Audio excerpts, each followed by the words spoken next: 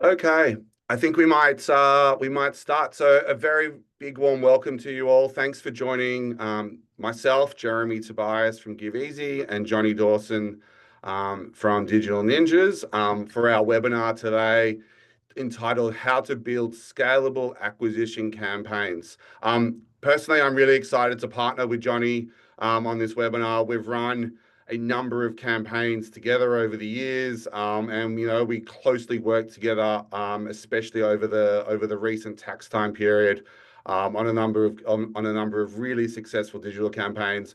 This is the first chance that we've got to do a joint webinar together, and I'm hopeful that you'll take away some really hopefully easy techniques to build your next acquisition campaign.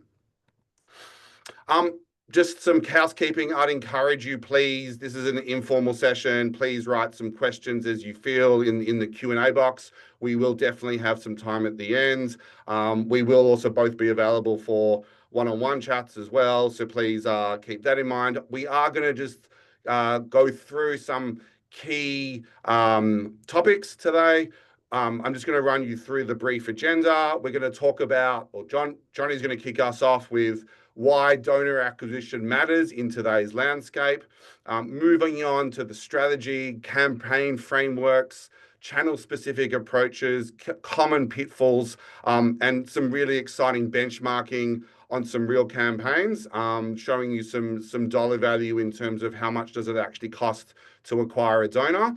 And then I'm going to follow, half the work's done, right? You've got that donor to the donation page. How do you make it so that donor doesn't leave that page? How do you finish the job? How do you get rid of those leakage points on the donation page? So show you some really quick and easy tactics there. Sum up, and then of course have some time for some Q&A at the end. Again, please feel free to write some questions as we go through in the chat box.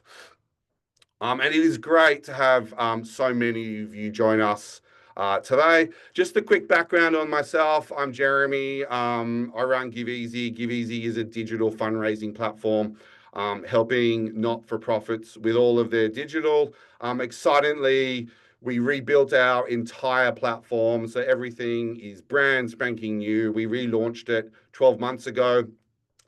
Combining the best of what our clients loved about our platform, which is the personalized URLs, the desktop and mobile experience, automation, analytics, and just making it really simple for charities to set up with an unbelievably flexible back end.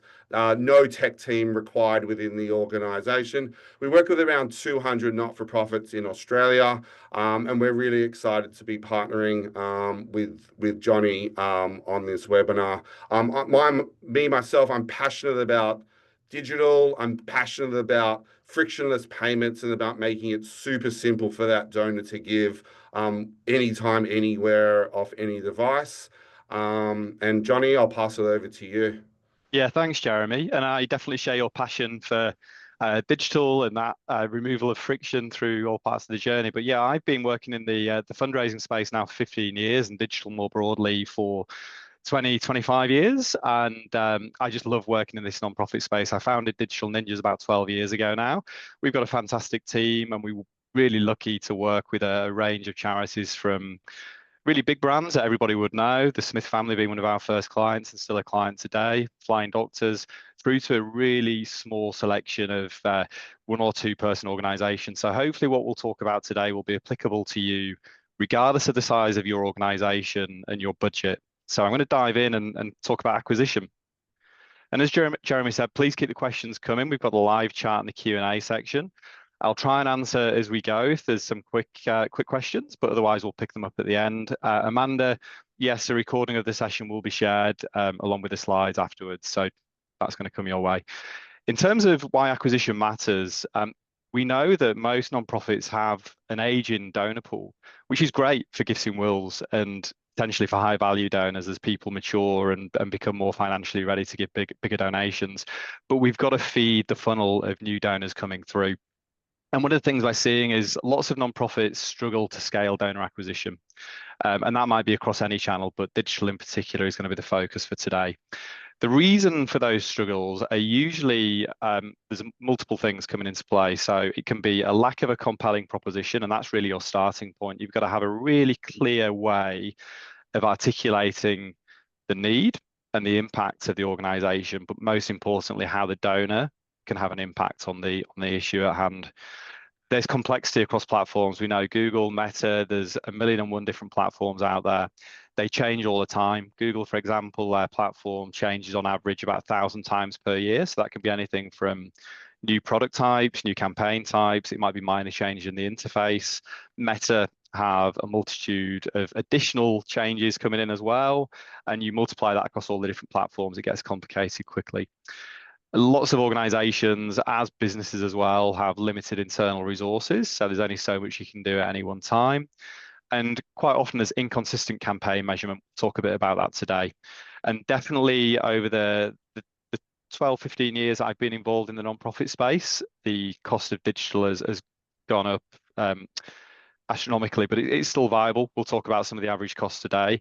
It's just that more and more causes have figured out that it's a viable channel that you can scale if you get things done correctly.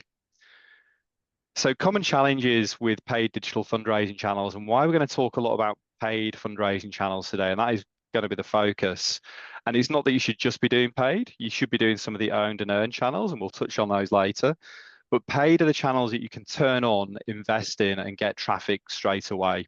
And that's important because when you're doing something like end of financial year, end of year, or any other appeal-based campaign, you've got to have that traffic coming through to drive conversions and to drive those donations. And generally what we see with paid is really easy generally to find small audiences that respond well to whatever your proposition is. But also, unfortunately, it's easy to find large audiences that don't respond. So trying to find that sweet spot from going from small audiences that are working to bigger audiences that work really well and give you a good return, that's where the challenge lies with a lot of organizations. Remarketing works. So this is where you're targeting people who've been to your site already, or maybe you've got their email address or phone number and bringing them back to your donation pages. It works, but there's increasing restrictions on how it works and how effective it is due to privacy concerns. So many of you have probably come across some of the restrictions with the Metapixel, particularly if you've got a website that covers end user resources as well as the fundraising side of what you do. So there's lots of things that you've got to try and work with there to make yourself privacy compliant, that you're respecting people's privacy wishes, but also that you're able to market yourselves from a fundraising revenue perspective. Definitely the solution to all of this is setting clear KPIs from the beginning. And as Jeremy mentioned, we'll go into what some of those KPIs might look like. But also one thing we see a lot is that people give up too soon. And we call this the valley of death for digital campaigns. There's a QR code here that you can scan to get more information on this. But essentially, it's about when you've got a campaign budget, you launch a campaign and people expect things to come in and results to hit the board straight away. In reality, it doesn't happen. It's a careful, long-term planned process of management, optimization, refinement, testing, learning, and improving things over time. And this is why we tend to encourage an always-on approach to digital. Admittedly, you've got to skin that against your appeal cycle, and there's ways of doing that together. But always on is a way that you can get sustained data to test, iterate, and improve results. So to talk about how this looks strategically, probably most of you that have worked in fundraising or marketing for a while are familiar with a traditional funnel. Goes from being cold and unaware of an organization or a cause through to being warmer. And then at the bottom of the funnel, you've got the conversion. And there's a lot of talk out there that the funnel's dead, that the journeys are now no longer straight lines. It's nonsense. The funnel still very much applies to the principles and the framework around how we approach fundraising. People have still got to go from being cause unaware to aware of the cause, and then aware of your organization and the impact that you're having, through to having some kind of engaged relationship with you, through to becoming a donor. Yes, the pathways of how people do that have changed. People have more options for finding out about the causes that they're close to. But the principle of going from cold to a conversion still very much exists. And is this what that we need to be measuring and looking at when we're building out digital campaigns? We've got to be smart about how we allocate budget as well. So commonly, we see people that might have a smallish budget to begin with, which is fine. You've got to start somewhere and build up and prove results and build the business case. But if you try and do everything with that small budget from day one, you're going to see that things are spread too thinly and you're going to struggle to get results at scale. At the same time, don't test too much simultaneously. So don't try and test 10 different propositions and 5 different creators within then. Again, when you come to look at the results at the end of the campaign, you're going to find that things are too fragmented and it's difficult to infer any significant results. When we go into the channel specific side of things, a lot of people ask us, where should they start? And what I wanted to cover today was just some general guidance on where you should begin if you're not yet in market. So generally, search and social, so Google and Meta, are the starting point for most organizations. These are the channels that if you can't get them to work, you'll probably struggle to get anything else to work. So starting with those two and staying focused is definitely a recommendation that we'd make. The Google Ad Grant is one resource, we'll come on to it. Google Paid, if you want to scale fundraising, is very much needed, and Meta across Facebook and Instagram. And then depending on the type of campaign, you'd probably look at something like TikTok or Reddit, and then you might go into more experimental channels like Taboola, display ads, and YouTube. You'd also want to be, alongside these paid channels, looking at your owned media potential. So that's things like email, SMS. Hopefully some of you receive the 1-hour warning SMS for this. Really effective way just to engage with people, pull people into your cause. We've seen that used really effectively end of financial year and campaigns with a specific deadline or urgency behind it. Social posts, yes, it's true that with a social post that's only organically posted and not paid, you probably reach on average about 1% of your audience, but sometimes things do pick up if there's strong engagement and you'll reach more people. So it's important to be present in those channels where you've got a social presence. Earned media, often forgotten about by digital teams in particular. So things like strategic partnerships with outside media publishers, traditional PR, public relations, really effective as part of your SEO, search engine optimization efforts, and lots of opportunities out there with influencers who care about your cause. Like, they can fall under paid relationships, but if you can find an influencer who's got a really, really close alignment with what you're doing, they're highly likely to offer free media exposure if you approach them in the right way. So common pitfalls that we see across channels. Firstly, with the platforms, they're very revenue and sales driven. So if you talk to a Meta or a Google rep, their KPI is to get you to spend more. They're not so concerned about seeing more results. They just assume that if you spend more, you'll get more results. So be cautious of things like open targeting and Advantage Plus Creative.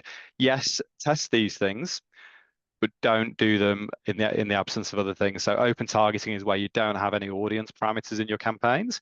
Advantage Plus Creative is AI-based campaigns, and they can result in some really strange outcomes. We've seen peer-to-peer campaigns posted with runners running the opposite direction from each other and things like that. Some really weird and wonderful results from that. So making sure you've got levers to pull if things are going well. So if you've got audience hypotheses and segmentation going on and you're seeing results from a particular pocket, you know you can invest more budget in that pocket and scale. But equally, if things are not working and your acquisition costs are too high, you can pull back. So making sure you're spending time on planning and strategy, developing the right propositions that are going to emotionally engage with people, creating your audience and creative hypotheses, and those reporting and feedback loops, and we'll come to tracking later on. In terms of channels, so I mentioned the starting point is search. The Google Ad Grant, probably most people on the call are familiar with. You get 10K a month of free ad spend. Definitely an established channel. It's mostly useful for feeding the upper to mid funnel. Not so great at getting fundraising outcomes, but it can be very effective for lead generation if you're promoting pages that are very specific to your cause. It can be very tricky to get 100% share of impressions for the search terms that are out there. And this is where paid search alongside the grant comes in. So invest in a budget that you can reach some of these bottom of funnel searches for things like donate to charity, donate to cancer charity, donate to children's charity, that are much more expensive and not really reachable through the grant. Having a paid budget is super useful. Common misconception is that it's too crowded. Definitely not the case. We're still seeing lots and lots of organizations get really great results from search as part of the mix. In terms of Meta, so Facebook and Instagram, this is the next place you want to be playing. Making sure that you've got really planned audience hypotheses and creative targeting plans. The algorithms are going to have a big influence on the effectiveness of your campaigns, but that's driven by the engagement with your creative and messaging. The misconception there is everybody's doing it and you're too late to the party. I'd say that's definitely not the case. Lots of people are doing it. If you're a fundraiser, you're probably seeing the bubble effect of you following other charities. You're seeing lots of other fundraising ads. Tends to not generally be what members of the public would see. They see a much broader mix of ads from different publishers. TikTok, obviously video ads, this is more emerging. It's less competitive than Facebook and Instagram, even though it's been around a little while. Definitely you need good quality video here. It doesn't mean heavily produced video, but user-generated content that's very engaging, super important. The common myth here is that you can only reach young people. TikTok has a good number of the older demographic, 35, 40 plus, that are good fundraising prospects. And then finally, Taboola, again, an emerging channel. These are the ads that you might see on news websites down at the bottom. Really great interest and behavioral data behind these because there's all this browsing information that you can build campaigns off the back of. But there's definitely a little bit less engagement per visit than some other paid channels, but there's a misconception here that people just don't see the ads, and they do interact with them, and it does generate results. So it's worth a try once you've done the other things. Just seen a question on AI and how it's impacting things. So AI is affecting all of these in terms of how they work, how you build campaigns, definitely impacting search, both organically and paid. Google are about to launch paid ads alongside AI overviews in Australia. AI overviews are definitely reducing traffic coming through to publishers at the top level findings. Google will tell you the opposite. Research shows that actually, as you'd expect, it is affecting it because people get the answers up front. So it's definitely in emerging areas, and I could talk about it for about 3 hours, but yeah, it's affecting all of this stuff, as you probably expect. Just to give some example, customer acquisition costs or supporter acquisition costs, it should be called really. But one-off donors, if we're talking about a $90 average gift, an excellent cost per acquisition here would be below the $20 mark. And it's rare to see things at this level unless you've got some outside source of urgency, like an emergency campaign or something else that's driving people to respond. Good performance sits in that $40 to $80 per acquisition, and poor, you're looking at $120 plus. Monthly donors that give on average $20 a month, an excellent CPA would be $300 or less, and poor goes all the way to 550 plus. The point here is you've got to invest to make these things work. People are sometimes surprised to see that it costs this much in digital, but digital operates in much the same as any other acquisition channel in that you've got to pay for eyeballs and you've got to pay for results. So it does take investment to get the results coming through. And then finally, the other common type of campaign we see is lead gen, and this is lead gen with a view to conversion to regular donor through telefundraising. A good performing campaign would sit at less than $5 per lead. Middle of the range will be between 5 and 12, and if it's not performing so well, you'd be paying $12 plus per lead. Just to add here, if you're doing a gifts in will lead generation campaign, your cost per lead will be much higher because you'll be looking at a different type of audience. But just to give people a feel for how those costs are evolving, I think it's worth having these, but we do see a big range depending on the cause and the effectiveness of the creative. So that's it from me. I'm going to hand over to Jeremy a little bit to join that up with the executional piece now. Amazing. Thanks for going through that, Johnny. Yeah, so you've got the potential donor to the donation page, you've spent the money on the ad, job done, right? Job half done. You now need to convert the donor by giving them an amazing, personalized, and frictionless donation experience to actually get that first gift or to get that gift from the donor. So we're really focused about, making it super simple and super easy for that donor to make that donation. And so I'm going to run you through some of these leak points, some of these points which you can go back and look at your own donation page from that first click on that donation page all the way through to the conversion, and just make sure you're covering off these points so you don't lose all your hard work, your ad spends. So when you're actually being able to maximize that conversion. I could talk about each of these points for half an hour. I'm going to talk about them for 1 minute. Some are more important than others, but really, just to give you a flavor of being able to convert that donor. So the first one, let's just think about it. The donors clicked on the ad, they load it up, they're potentially on their mobile device, they wait for 1 second, they wait for 2 seconds, the page doesn't load. All that work's been undone. Slow load speed absolutely kills conversions before the donor's even landed on the page and seen what that donation page is. So it's really important that you're testing your donation page. There's a number of testing programs out there where you can see what load speed it takes.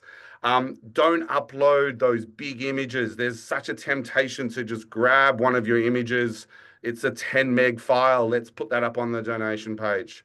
There's also appetite to go, I want the coolest image possible. I want it to be moving. I want it to be in the donors' faces. Yes, potentially, but you need to make sure that it doesn't actually impact load speed.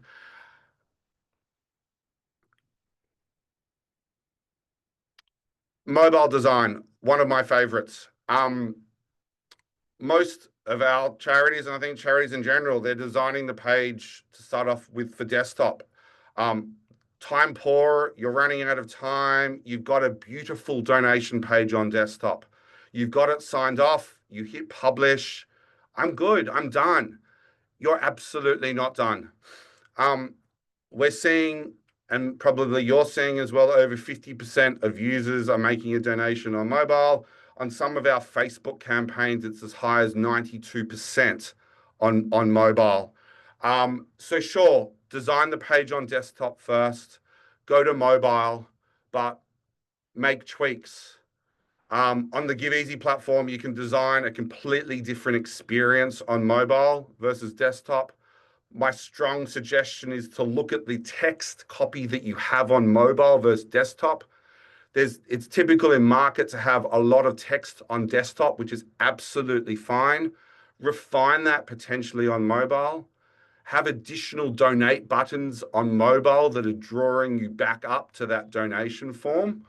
And just review the experience before you go live on mobile. But most importantly, don't just settle for it will do. Whatever you've done on desktop will do on mobile.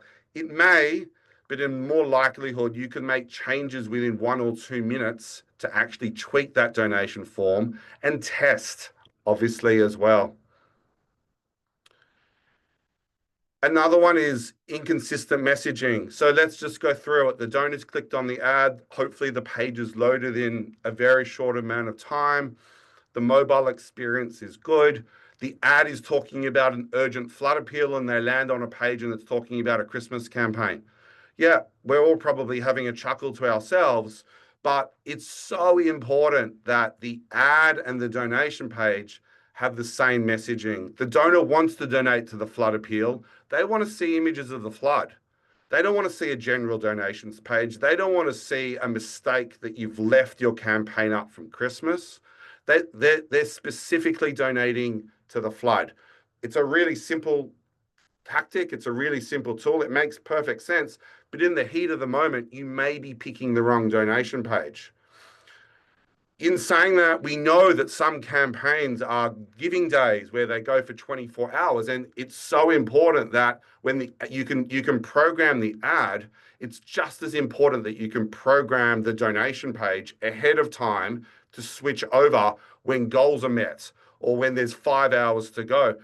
At GiveEasy, we offer an automatic page building tool, which allows you to actually program, like you can program your ads, you can actually program all of your donation pages to go live. So for example, you may have an ad that's talking about 5 sleeps until Christmas. You can automatically switch over that donation page while you're asleep to talk about 5 sleeps to go until Christmas, not having to wait till you walk into the office at 10:30 in the morning. Personalize the donation page. Make it super relevant to what the ad is talking about. And that also includes the branding. There's no point seeing an ad that's got red and yellow branding, and then the donation page is a bright blue, unless you've tested it completely. Unclear value proposition. So potentially you've got the banner right, and it is talking about the flood appeal, but it's unclear to the donor where the dollars are going. Ways that you can get around this is dollar handles. There's some organizations out here that do dollar handles amazingly well. Oz Harvest, Smith Family, right? I'm also very aware that some organizations don't have dollar handles or can't have specific dollar handles. In that cases, it's still really important to use imagery and words to show where the dollars are going. The donor is landing on that page. The ad is talking about the need. The donation page also has to follow. But allowing you to have, just on that side, allowing you to have images for your dollar handles and descriptions for your dollar handles, if you can, gets results. One that I also love is no social proof or impact metrics. Digital is crowdfunding. Digital allows you to really show that donor the impact that they're having at every point, of course. So allowing you to have comments. If you remember back in COVID times, we saw the rise of comments, allowing the donor to write messages of support on the donation page, showing the number of donors that are donating to the campaign, making it feel like that donor or that potential donor that's landing on the page is missing out by not making a donation, being part of the community. So comments, dollar handles, comments showing the number of donors, adding even a progress bar that shows you how far you've come or how far you've got to go. Allowing testimonials. I've seen some beautiful testimonials from service delivery patients on the donation page showing the impact that the organization have had. All of these make it so that the donor feels like they have to be part of the community. Again, the donor doesn't need to comment, but having that stream, having that carousel that's across that donation page adds to that impact. And following on urgency, urgency is able to be created. We know that some of the best performing campaigns are the most urgent campaigns. The most amount of dollars in Australia gets raised in those last couple days before 30 June because you've got that deadline. You've got the ability to put a thermometer bar counting down on the page. Giving days have shot to prominence. Why? Because you've got match giving, which creates urgency, and you've also got this 24-hour window to make a donation. There are so many other ways where you can put that thermometer bar or create the urgency on your donation page. End of month, giving days, days before Christmas, think of those sort of things. And as I said, for giving days, having that multiplier, carrying that message through, creating that urgency. The ad is talking about a multiplier. All your donations are doubled for 24 hours. Carry that through to the donation page.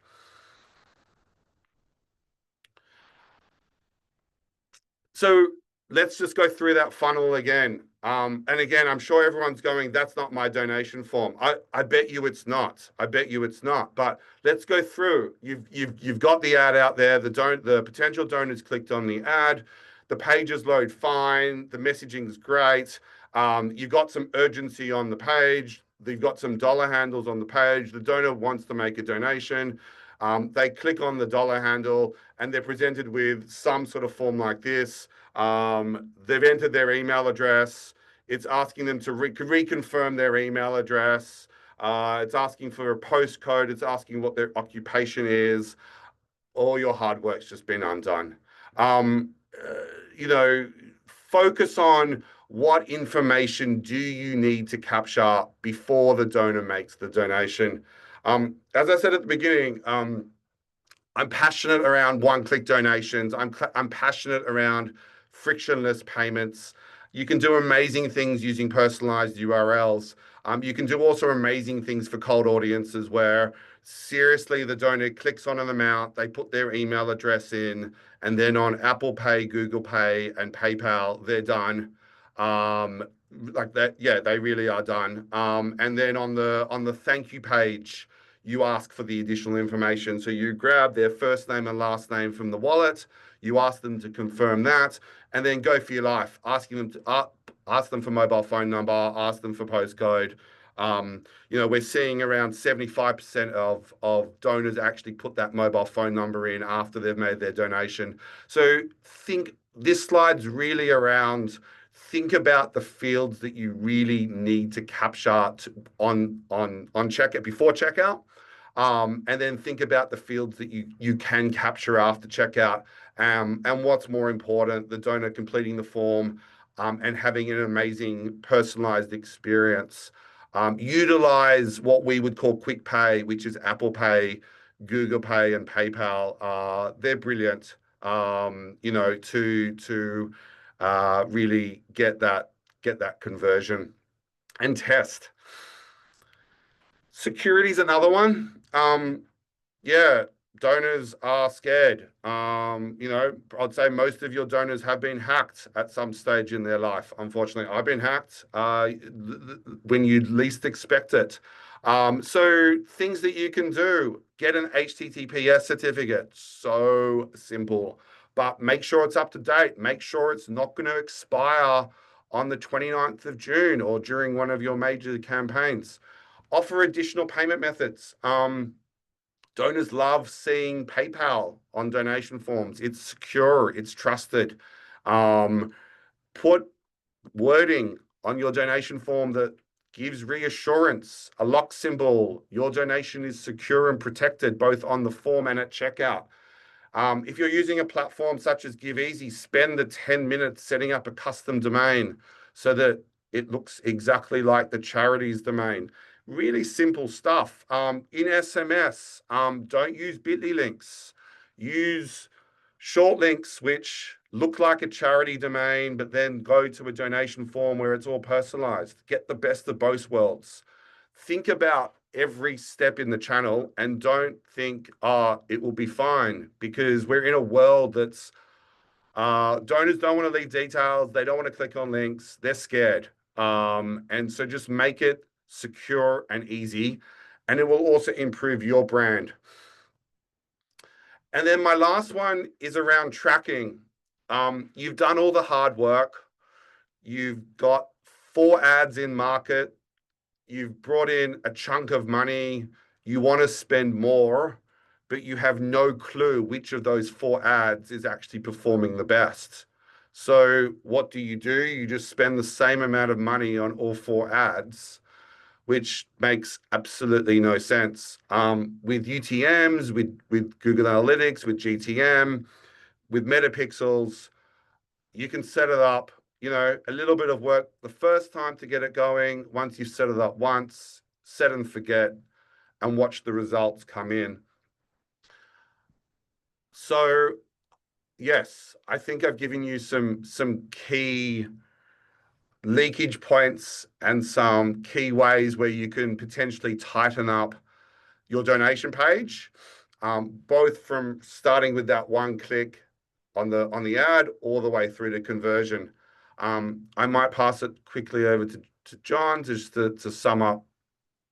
Yeah, thanks, Jeremy. So yeah, key takeaways. Number one, proposition. That you've seen that on both sides now, hopefully, that the proposition plays into the types of creative you can develop on the paid media side, but not only that, the appeal to your target audiences. So you've got to think when you're formulating your proposition, who does this appeal to, and how many hooks do I have available to go out and reach people and pull them in? And then you could see, as Jeremy talks about there, that translates onto the landing page experience as well, in terms of how you talk about the urgency and the issues at hand. So you've got to make sure you can tick all those boxes with the proposition that you're going to market with. Secondly, the testing plan. And this sits across everything really, from the proposition or propositions here. We've got, sometimes it's good if it's always on in particular to test more than one proposition and see if you can get different things to resonate with people. But definitely, regardless of whether you've got one or more propositions in market, your audiences and creatives are 2 things that you should be looking at testing together. And then finally, from the media side, hopefully you saw that it's necessary really to invest in driving traffic. If you've got no budget, you can do things inside your owned and earned media channels, but it's going to really limit your ability to scale. To start scaling and to get results moving quickly, you need to be investing in paid media. And that's unfortunately, but it's just a fact of trying to get in front of more eyeballs. You've got to pay. It's the way the platforms work. Great. And just 3 points for me, just to sum up. Easy, make it as easy for your donors to give on desktop and mobile and any channel. Cut all the friction out of the donation. Grab as limited information as you actually need at the time of donation, and potentially follow up after checkout. Messaging is just so important, keeping that message consistent from that ad, wherever that ad is, to the actual donation page. And there's no point doing all this work without tracking. You want to be optimizing, you want to be spending more on the ads and the channels that are working. It's not like every single channel will work for you. So you need to test and optimize and spend more money and cut the losing or the underperforming channels out.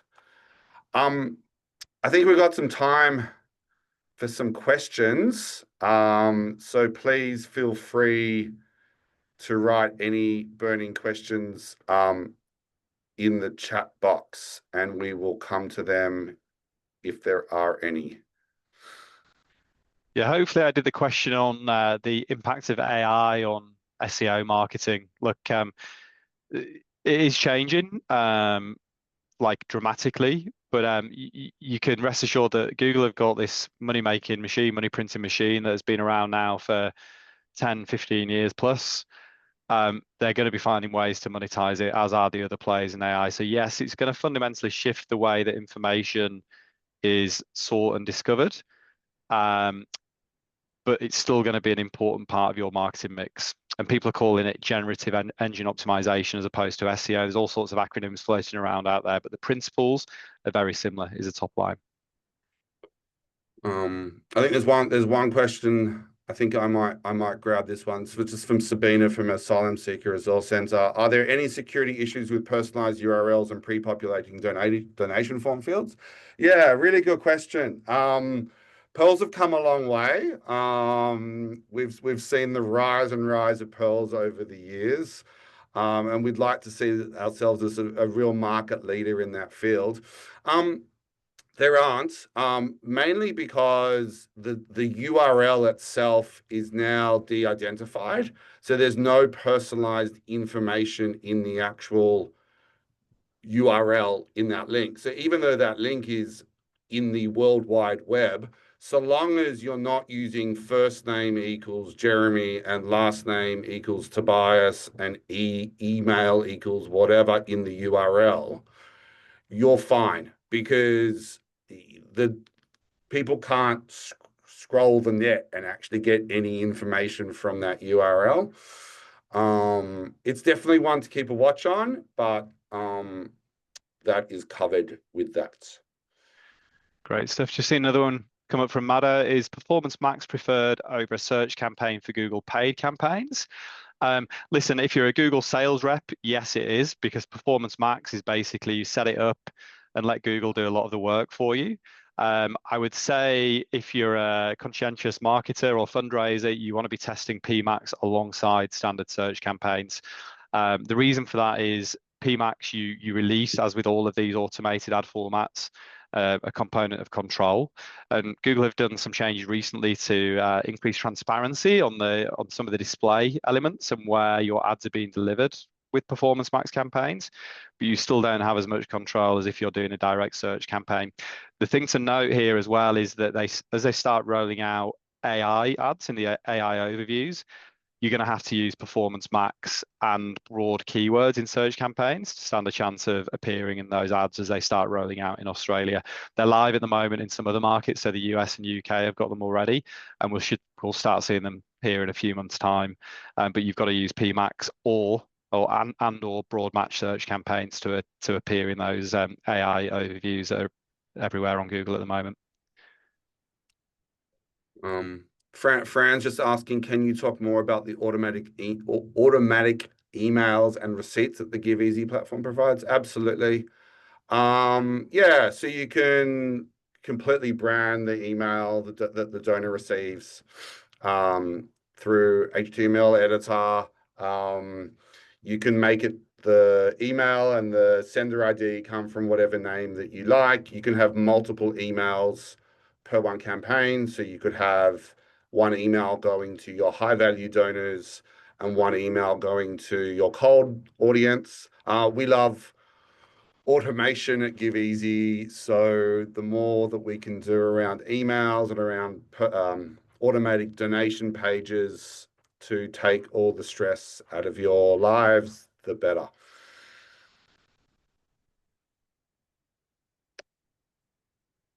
Cool. Any other questions before we wrap up? Any other burning questions?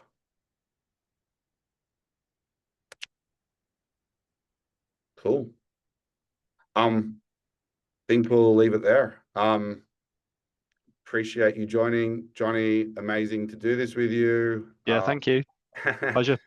And I hope everyone took some nuggets of gold from the session today. Yeah, thanks everybody. Thanks for joining. Thanks, Jeremy. Amazing. Thanks, guys.